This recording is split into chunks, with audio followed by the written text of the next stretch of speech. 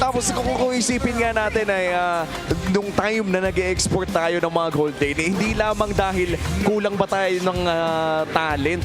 Actually, may umabot na nga sa punto na parang kulang na yung entablado para sa sobrang galing ng mga gold lane. Kaya kinailangan na ipadala sa ibang bansa. And I think nire-remake lamang natin yung first rotation picks po. Kaya mabilis ang andar ng ating draft. Nakita na po natin kanina ang Harith, Pakito, and Baksha, and the Suyo as well. And now, back to regular programming. Second banning phase, tatanggalin ng Aurora ang Marcel. Yeah, this is a bit risky though for Aurora. They went for the Suyo knowing na ang daming magic damage ng Onyx Philippines.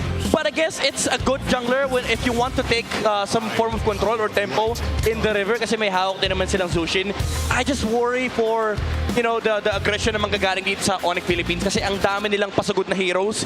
You have the Baksha, you have the Harith. Kahit ang daming dash ng Suyo, abot na abot sila ng Onyx and then hindi siya matutulungan ng kanyang immortal form. Oo. And napakabilis din. Cho naman. Ako naman, sabi ni Light. Nagbabalik yung show ni Light dito, pre, ha? Ito na yung mga light angle, pre. Ito na yung makikita natin yung creative genius ng mga angulo ni Light. Gusto ko sana makita yung Grok kaso parang wala sa metagame. Si Grok, yung Cho medyo pasulpot-sulpot lalo kapag specialty ng player. And si Light specialty niya yun eh. Kumaga hindi na wala sa meta yung Cho para kay Light. Ooh. And very interesting response mula dito sa Onyx Philippines. Beleric and the Zit yan. Parang usually nakikita natin ang Beleric counter lamang sa isang Leomord. But this time around, against a Cho and a Suyu, okay lang ba talaga to? I feel like it's the threat of the disengage or yung counter-engage against Aurora. Oh! Okay! Alice para kay Edward. I'll give you an interesting stat line. They've only won one time with Alice out of all their games. Only once nanalo ang Aurora. And hindi lang to kapag gamit nila. Kapag nag-exist ang Alice sa isang game, isang beses lang nanalo ang Aurora. I think it's 6 or 7 games. So like 5 or 6 games talo ang Aurora kapag may Alice sa isang game. And this is a very high risk para sa Aurora Gaming as we enter game number 3 dahil kung sino mang mananalo dito ay match point na para sa ating best of 5 in the play-ins para sa pinakaunang araw ng ating playoffs. Tandaan natin, 100% win rate pa rin yung Claude papasok ng seryeng ito. And then this time around, hawak ulit muli ni Domenkite that secured a Game 1 MVP performance gamit ang hero na to. Sa pagpasok natin ng Land of Dawn ay malalaman na natin kung paano magpapatuloy ang kwento ng international rivalry na ito and kung sino ang makakakuha ng inaasam na match point. Yeah, may panggulat talaga ang Onyx Philippines dito. Hindi naman nabago sa Aurora yan kasi I believe ginamit din naman ito ng Aurora nung week 8, itong Beleric. And alam mo yung potential ng Beleric eh. Ang mahirap dyan, hindi pwedeng basta-basta magsama-sama ang Aurora dahil bukod dun sa back damage niya, merong Wrath of Dryad pa na magiging... Aray ko po. Aray ko. Nilalabanan lang talaga. Bibibin na naman si Brusco. Oh my goodness. Ay, hirap. That's a big win para sa mid laner ng Aurora. Ito yung sinasabi ko sa inyo kanina, men. Specialty talaga ni Light. Kabisado niya yung mga gagawin niya in the map. Pero nabibigyan na napapahirapan yung gold lane. Oh, si Daemonkite inaagaw na rin yung Rakurta. Light! Light! Oh my gosh! Patay kagad si Sabero! And hindi kinailangan mag-flicker ni Light para mangyari yun. And now the pressure is on. Aurora Gaming ay nag-i-invade na rin agad sa gubat ng Onyx Philippines. Grabe, mapapabagal nila to, men. Sisilipin lang ni Light yung Baksha. Guguluhin niya lang. Imagine mo, men, yung Baksha usually yun ang gugulo. Pero dahil sa start na nakuha ng Aurora, may kakayahan silang manggulo. Okay, hindi tumama yung stun dito ni Daemonkite ha. Si Super Face ay napaflicker na. Bibit-bitin na naman si King Kong. Sa ngayon ay ganito lang na paulit-ulit yung gagawin ni Yue. Kung sino yung haharap sa kanya, kakargahin niya parang pusa. Oo. At si Brusco ay mabibigyan na naman ng poke mula dito kay Yue. And dito talaga natin makikita no, yung napaka-potent na early game ng isang Cho and Zushin. Yeah. And ngayon na nabibisita na natin for the first time ang isang Pakito matchup against an Alice, ay parang wala palang kakayahan ang isang Pakito na mag-burst ng Alice ng ganito kaaga. Yeah. Hindi pa naman na ganun kataas yung kanyang DPS. Pero pag lumabas na yung kanyang level 4, doon magkakaroon ng konting dagdag or exponential growth for the Pakito. Pero ang nakaka-battle dito for Onyx Philippines is yung hawak ni Light mag-isa. Alam mo yung solo buhat si Light ngayon na yung river kanya lang. Oo nga eh. Sinisilip-silip. Lagi siyang nakamatsyag kung saan gagalaw itong si King Kong. You as well ay sasama na rin para guluhin yung mga popronta dito sa Onyx Philippines. Bibitbitin na naman si Bruce. Pwede na. Level 3 nila yan. Nagamit rin Fear of the Phoenix. Sabay Beacon para dito kay Yue. Oh! At tumama rin yung Throne of Ruin. Si Kirk patay na kagad. At nakakuha na naman dito ang Aurora. Kasabay pa nga ng ulo ni Brusco at ni King Kong. At nabuhay pa si Edward even after all of that damage. Nabuhay din si Lightman. Wow. Kanya-kanya silang hawak ng target.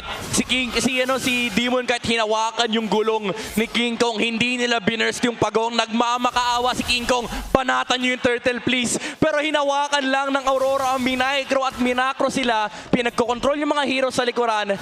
And isa-isa silang pinatumba ng Aurora. And there's already a massive gold lead na hawak dito ng Aurora. 2.5 in 3 minutes. Makikita natin sa ating Infinix in-game equipment na majority ng kalamangan ay nasa kamay ni King Kong. Grabe si Light dito. Nakaka-bad trip yung show. Silip ng silip, magkakakuliti ka niyan. Actually, gusto nga niyang puntahan sana si King Kong. Buti nga naharangan pa dito ni Brusco. Ayan na, sabi ni Light, okay, hanapin natin uli. ATK? Oh, yan na. Kaya lang, okay, buti mo na lang may passive pa si Super Prince. Pero siya Yun lang! In Soul Saver ay buti na lang hindi super kumonekta doon. At nararamdaman natin pa unti-unti si Dikoy, oh. Parang isang cycle lang yung kinailangan ng Aurora para matanggal yung parehas na defensive abilities dito ni Super Prince. Alam mo, pinapatakim ng Aurora dito sa Onyx Philippines is yung sarili nilang gameplay eh. Yung aggression sa mid lane. Imagine mo, every single time na tapos mag-jungle clear. Oh, taga lang. Uy. Right? Nilalabanan na, Doming Kite. Tatry niyang humampas-hampas din doon. Nakaantabay si Brusco at si Light. Pero wala namang magaganap kasi si Yue ay nakasilip din. Alam mo yung kung nasan si Light, pre, laging nakabuntot itong si Yue. Oh. Oo, tsaka laging may counterplay. Kapag tapos na mag-clear si Demon Kite, naghahanap na ng guguluhin si Light. So magre-react yung Onyx Philippines and it leaves a lot of space for the Suyo to be able to make a play on mid. Kaya naman hindi ganun kadali for Super Prince na mag-clear ng wave. Lalo na sa early start na nakuha nila, no, na parang lugin-lugi talaga sila sa pag-angat pa lang ng river. Hindi isipin mo pa, saan manggagaling yung Suyo? Saan Wow! show? Ayun na, ginamit na kagad yung Wrath of Triad! Mamamatay itong si Yue pero nasipa itong si Brusco. Siya yung makukuha ni Dikoy. Edward! Sa dalawa. Pero si Light ay mapapa-flicker din. Demon Kite. Sasaluhin niya yung mga sapak dito ni Kirk. Pero nakadalawa na si DK. Magkikitatlo pa! Kailangan na umisa po dito ni Kirk. Flicker ay finorce na rin ng Aurora Gaming at diretso na kagad sa pagong. At mukhang walang magagawa sa pagong. Ang side na Onyx Philippines, Aurora Gaming, kanila na ang second or no. Actually, pang ilang pagong na natin to? Second or no game na nakuha din nila yung kanina. Yeah, and hindi lang pagong nakuha ng Aurora, tatlong Sky Piercer stack para sa Suyo. Maganda sana yung ginawa ng Onyx Philippines. Ang bilis ng kanilang trigger with the Wrath of the Dryad. The problem is yung counter-engage mula doon sa Way of the Dragon, the weird angles from the show, the light angles gave the opening for Aurora and they broke this game wide open. Oo, and 4-0 on Demon Kite. At katulad na lamang nung sinabi mo, tatlong Sky Piercer stacks. Malaki ang magiging pressure. Light looking for Savero. Pero mukhang si Brusco lamang kanilang ipopok. But I feel like that's already a turret dito. And wala nang magagawa ang Onyx dito. Wala masyadong malabo na makahabol pa ang Onyx Philippines. Lalayo na at nagre-replenish na ng HP dito si Sabero. And lumulubo na. Tingnan mo yung matchup ng mga Goldings natin. Oo, pre, ang si Doming kahit nagtatampisaw sa pera. Para siyang para siyang may isla. May isla ng minion. na may pera at pwede siyang magtampisaw doon. Oo, swimming lang, farm lang, tanim-tanim ng palay. Ayan. Diba, farm lang. Kung gusto mo medyo, may bulsa sa balat, pre. Pwede yun. Maraming suutan, di ba? Alam mo, ang sabi nila kapag mayaman ka daw at maswerte ka sa pera, ay maraming susunod sa'yo. Ayun. Pero recently, para bang wala tayong nakikita na nakakalapit kay Doming Kite. And yung purify niya parang inaamag na, pare. Di pa napipindot, no? Mapapanis yan. Hindi ko sure kung napindot na ba niya one time eh. Pero ang pinaka-importante dito, tinatry naman ng Onyx Philippines King Kong. na magpo. Oh, Light! Naku, sinalubong ni Light. Kinancel niya with the Shun Pop. Alam niya eh. Sabi niya, kabisado Masyado kay King Kong. Sigma pattern yun. Napanood ko yan. Ilang beses namin nireplay yung mga video ng Onyx Philippines. Kapag wala kasi nangyayari sa side lane, usually sa mid, yung punta ng Super Family. So alam na kagad ng Aurora, dadaan doon si King Kong. Kasi guess what? Umabante si Super Prince. Oo. Tapos ang nangyari pa nun ay kahit sinong mahuli doon ng side ng Onyx Philippines, yung sheer na lamang dito ng Aurora Gaming ay nagbibigay sa kanila ng permiso na mag-angas. And just like that ay makukuha na rin ng side ng Aurora ang pangatlong pagong ng larong ito. Perfect objective take para kay Demon Kite sa larong ito. And this is really big para sa kanila dahil halatang-halata na yung momentum ay buhat na nila. Yeah. 6K gold lead for Aurora. And for Onyx Philippines, ang hirap humanap ng galaw. Kasi parang wala kang opening. Even if you try forcing a team fight, sobrang behind mo sa gold, kulang ka sa items. And ang problema is, paano ka nga mag-force ng team fight? Yung chow pa lang, hindi na nila kayang labanan. No, tinan mo, binubugaw lang sila ni Light at mabilis ang nakuha yung Torre. Habang Biko naman ay na-force na rin para dito kay Yue. Gugulong-gulong si King Kong. Sino kanya pupuntahan? Light ay tamang shumpo lamang. Pwede pang palubuhin to ng Aurora kung gugustuhin nila eh. Oh, and hindi nga pa tayo nakakakita ng mga flicker play mula kay Light eh. Talagang tinitipid niya yung flicker para sa tamang moment na inaabangan din ng Aurora. Matagal-tagal pa naman bago lumabas ang pinakaunang Lord, but for Onyx Philippines, tila ba'y lumiliit na ang kanilang mga win condition. And speaking of win conditions, Midnight, ano ba yung pinakamalapit na posible? I would say, ang pinakamalapit dito is kapag napatay nila yung Claude out of nowhere or maybe a Lord Steal para kahit paano makukuha nila yung tempo pabalik. Pero ang big question kasi dito for Onyx Philippines is if kaya nila yung head-on team fight ng Aurora. Kasi ang pwedeng gawin ng Aurora is ulitin nila yung ginawa nila sa Turtle kanina na i-bait nila yung Lord. Kapag nanlaban dito yung Onyx, bibitawan lang nila yung Lord tapos hahabulin nila yung Onyx. Oo. And sila ita umaamba-amba na dito sa loob ng purple side ng Onyx Philippines at gamit na gamit yung Dangerous Grass. Kailangan sumilip ni Brusco at malaman kung nasaan ang show na ito pero naipit ata si King Kong. Wala, delikado si King Kong dito. Crimson Beacon, binuhos na ng Aurora ang lahat para mamatay itong Sigma Jungler. Nagamit din yung Fear of the Phoenix. Atras muna si Brusco. Walang magawa ang Super. Pero may nangyayari. Domen! Subagi. Lalabanan pa sana yung Domain. Buti nila na pa-BMI out siya. And si Light ay bumibuelo pa rin. Oo, at makakatore pa sa baba si Savero. So kahit pa paano may trade ang Onyx Philippines pero ang daming nakuha ng Aurora para sa presyo ng isang tore. At mukhang itutuloy pa nga ito ng Aurora Gaming with a Lord. At malayo ang Onyx. Kaya namang kumpirmado na for the last 4 objectives, si Demon Kite ang makakasecure niyan for game number 3. Onyx. Papatagalin. With this lineup, ang hirap para sa kanila. Knowing na Aurora pa yung scaling this time around, even if you shout, it's Onyx time. Nasa side ng Aurora lahat ng oras sa mundo. Especially with this Claude pickup. Tumataba lang si Doming kahit nagkaka-farm lang yung Suyo, nagkaka-farm lang yung Claude. And kapag tinignan mo yung heroes ng Onyx, oo, may mga konting scaling heroes ka, pero up to what extent? Kasi lahat ng late game nasa side ng Aurora. Oo, yun din eh, no? Even Dialis eh. Oo. Kahit pa sabihin natin, technically hindi na siya late game hero, pero the moment kasi na makuha niya yung 3rd, 4th item, nagsaspike kasi talaga yung healing na nanggagaling sa Alice na to. And with a 10,000 gold lead, may Lord din na nagmamarcha para sa side ng Aurora Gaming in the mid lane. At ito na ang isa sa mga pinakamalaki nilang chance para makasecure ng inhibitor turrets, bagamat may mga holy shields na nagbabantay para sa Onyx. Ay, hindi mag-aaring Aroy, go! Doming Kite, ladies and gentlemen. Tinunaw ng ganunan lang pero napahanari with the Queller. Para dito kay Demon Kite. Sumuro na yung Lord sa gitna. Pero hindi magpapatuloy yung plano dito ng Aurora Gaming. Matagal-tagal pa yung wave nila sa middle. Sa may bottom ay pwede silang magtungo 10,000 kalamangan para sa Northern Lights. At delikado to, no? If you're Onyx Philippines, nakita nyo na yung nangyari kay Kirk. Napakahapdi na talaga ng mga poke na nanggagaling sa Aurora. Light, yung cheat kundo niya ay pwede pang ikasa pero mukhang hindi na niya itutuloy pa. Depensang Marino naman sa mid lane para sa Onyx. Kini-Queller lang sila dito ni Demon Kite. Ngayon, nagamit yung Rat of Ryan. Ay! Fear of the Phoenix. Sakto lang yung layer doon pero mamamatay itong si Light. Kasabay Edward! Tuloy mula dito kay Doming Kite. Ngayon si Edward ay ipit na rin.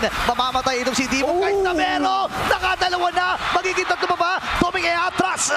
at makakasecures ng kill si Savero. Dalawang natitira para sa Aurora at mag-isa na lang itong si 2v1. Savero. Oo, pwede siyang pasukin dito. Hindi pwede i-risk ni Savero. Kaya ba? 10 segundo ang kailangan niyang bilhin para lumabas si Brusco. Kaya wait lang, meron siyang Summon Force. Pwede niya gamitin yung Summon Force dito.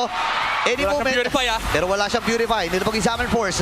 Hindi ata makakaya ng Aurora Gaming na tapusin ito kasi buhay na rin ito si Brusco. Kaya lang... Gomez! Kaya may ibig na play dito with... Oh!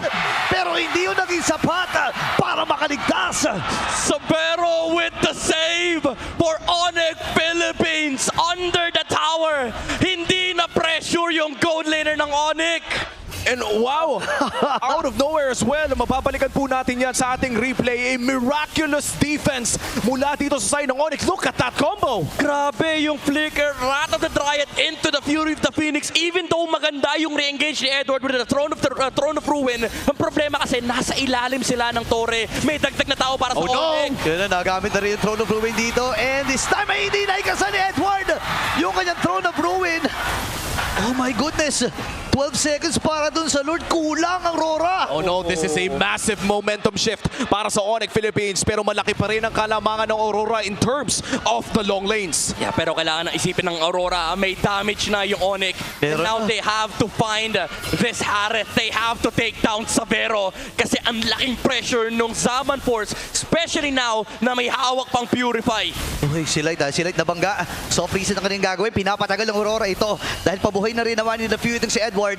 Yung wave dun sa taas pre, nanganganib. Oo, nanganganib talaga. Walang oras ang Onyx dito. Pero mukhang ipa-first na nila. Hinuwakan yung Lord! Ayan, nilapag-isa. Domeng! At si Domeng ay pumasok na. Nagamit yung kanyang Wither Crown.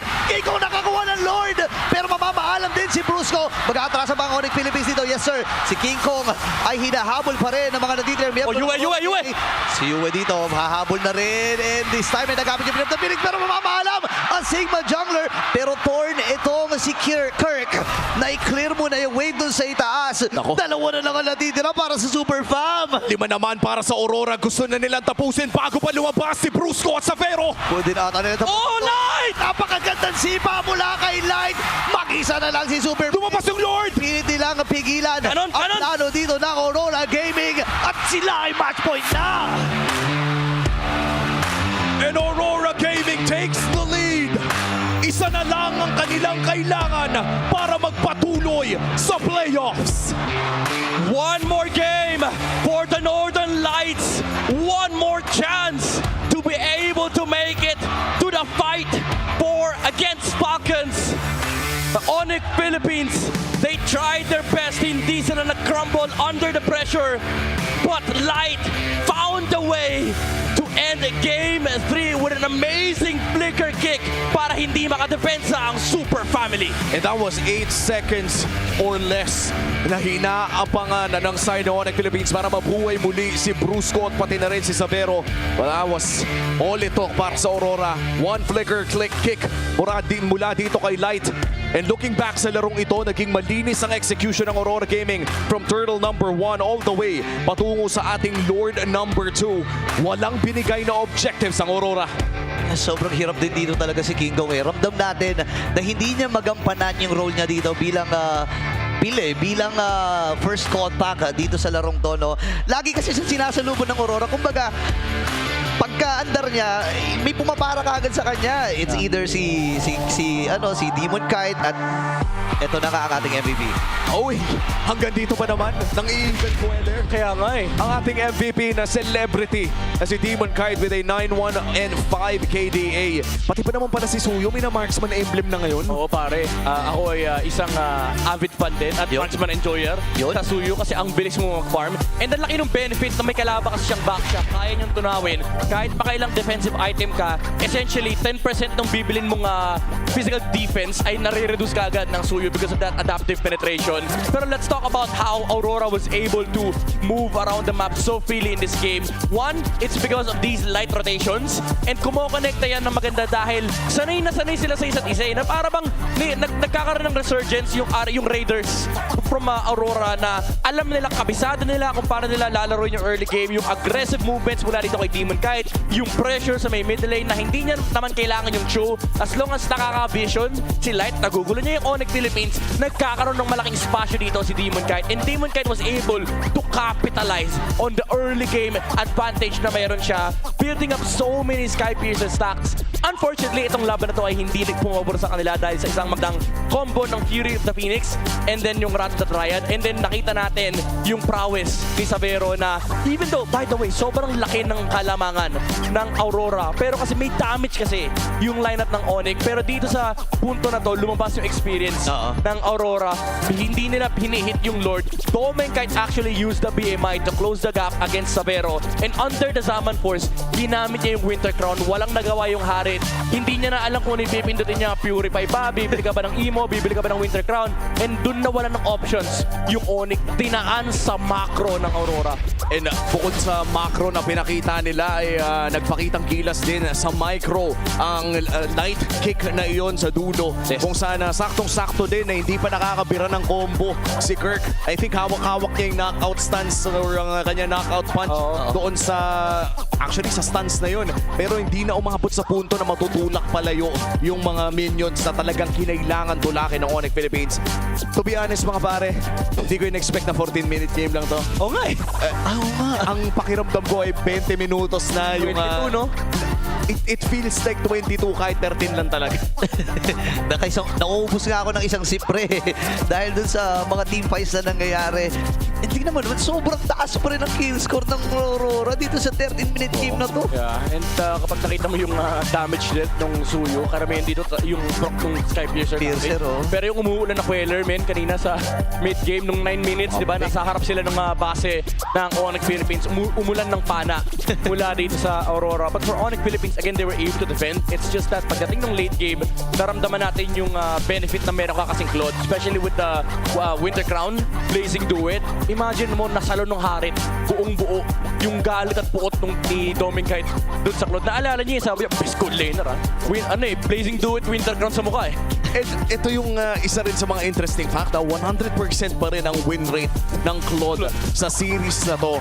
And mukhang kung sinong nakakahawak ng mythical hero na to sa ating best of 5 ay siyang nakakuha ng pagkapanalo. This time around, Aurora Gaming ang nakapaglaro nito and getting that second victory in this best of 5. Isa na lang po ang kailangan nila para magpatuloy. Meanwhile for Onyx, hindi na pwedeng matalo. Kaya pahinga muna tayo dito. Balikan muna natin ang ating mga naging keys to victory kasama ang ating on-ground panel, Hansen Wolf.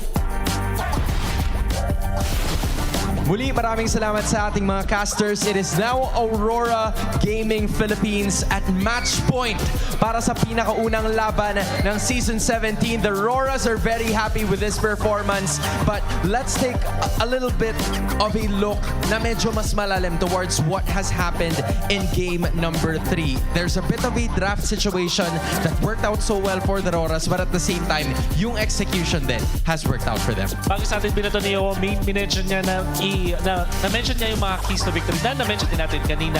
And isa sa mga nalagay natin doon is the Domec Double, which is, in fairness, doon sa first 2 games, hindi masyadong hinayaan ng Onyx na mangyari. But in this game number 3, Domenkite was able to snowball. At importante dyan yung pagiging rich guy niya dito. Kasi, ang una niyang ginawa doon sa first turtle ay sumama agad siya doon sa teamfight. Imagine, this is a Claude. At hindi rito expanding reverse kung saan doon natin usually mapapansin na nagdo-double lane siya. In this scenario, dahil dun sa maagang pagpasok ni Domenkite sa laban, nanalo ng first turtle ang side ng Aurora at mula doon nag-snowball na yung team nila. And to think na yung Onyx Philippines ay meron silang backshot to at least assist them in terms of having a really good first turtle siege. Hindi nagawa yun ng Onyx Philippines dahil full 5-man na kaagad ang kumaharap against them. Now, moving forward with Aurora Gaming's drafting composition, nakita natin Onyx picked up a Paquito, something that we don't see very often,